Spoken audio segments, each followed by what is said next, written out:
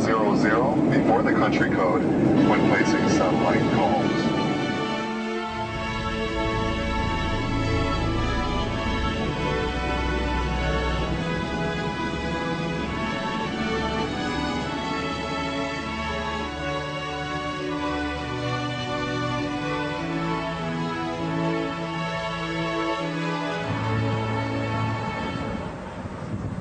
In the United States, Ron has artifacts and information on display from his fieldwork. For example, from Sodom and Gomorrah is this burnt spearhead and this burnt bone.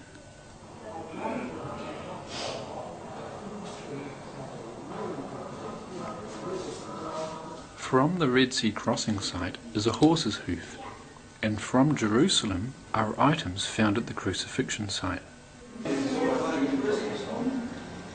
We also met up with some of Ron's close associates. Oh no. Hey! Maybe wait in the car. That's right. You wanted to know over something from a few days ago. Are you videotaping this? I am now. Okay, good. Okay, what this is it's a stalactite, which is approximately 11 to 12 inches long. And this was the stalactite that was hanging down in front of the chamber, or the entrance into the chamber where Ron first entered and found the Ark of the Covenant. And he broke it off, and you can see where it's broken right here. If you can get that in the proper light. You can see where it's broken off. He broke that off so that the little Arab boy that was with him could get into the chamber. And of course, I believe later, if I remember the story correctly, he had to enlarge the hole a little bit so he could get in. But this is the stalactite from that cave. Now tell us what this is. Let me put this away.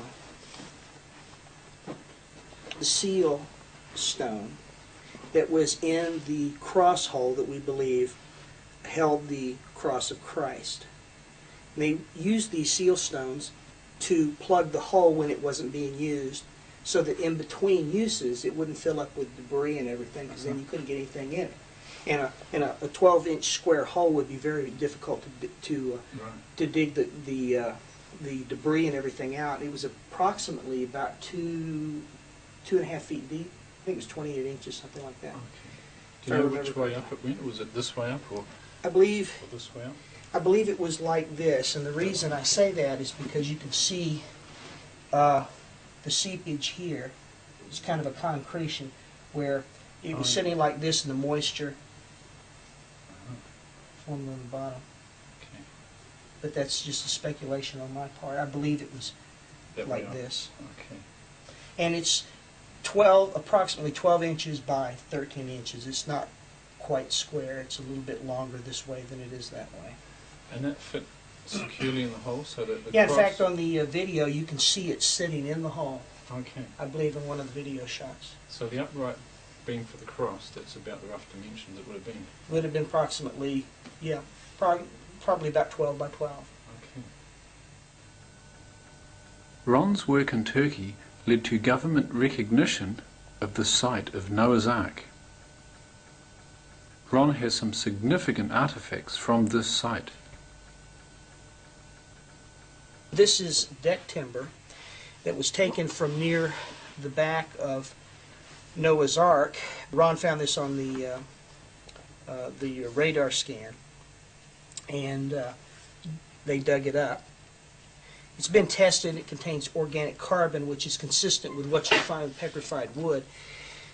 Now, one of the unique things about this, if we can get it in the light just right, this is actually a piece of deck board that's been laminated. There are 3 separate layers.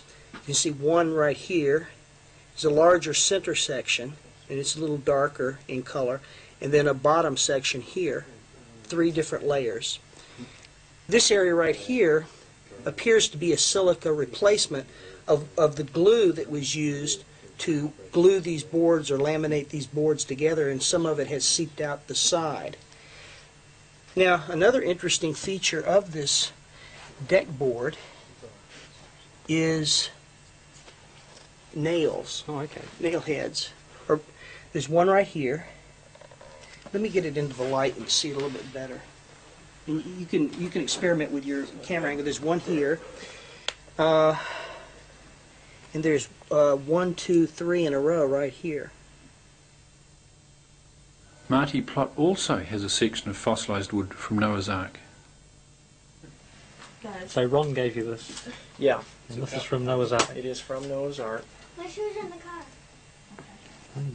It's kind of an old boat, probably the oldest on the planet. Ron also has some ancient human bones of gigantic proportions. This first one is a human thumb bone, and it's been identified by radiologists as the second bone of the thumb, this bone right here. The Bible records that giants existed in ancient times. As you can see, it's approximately 2.5 times the size of mine, which, if you can extrapolate from that, this person was probably somewhere between 11 to 12 feet tall that this bone belonged to. Now, the bone of a child, what is it? Epiphysis. The epiphysis is still visible here. That's what you find on a bone that is not completely grown, and you find this in children. And as you can see, as I hold it up here, it's just a little bit larger than mine, but mine is full grown. So this was a rather large child. Now this third specimen, unlike the other two, is petrified. And this was found near the Tower of Babel, and it has been identified as a human toe bone, probably from the big toe. And as you can see, it's quite large. It's bigger than any toe. This would just be one of 2 bones in the toe, so you're talking about a toe that's probably 6 to 7 inches long. That was a big toe. That was somebody with a very big foot. From Noah's Ark, Ron retrieved a metal alloy rivet. What this is a rivet that was found in association with Noah's Ark. What's 2 remarkable things is you can see the edge of the plate right here, where it ends. And you can also see part of the head of the rivet, and where, as Ron says, it was struck while it was hot, and the hot metal flared out and made it larger than the hole so it wouldn't slide back through plate. When I was over there in June of '97, Andrew Jones and I found and photographed actually a whole plate with 2 rivets in it that had rust stains all around them. You know, we have that on both photograph and video. And these things are real, and they look very, very similar to this. This is a very distinct separation here. In fact, I imagine you would still see it if you chip some of this matrix material off. But you see it's broken. And here's some broken pieces of it right here, see?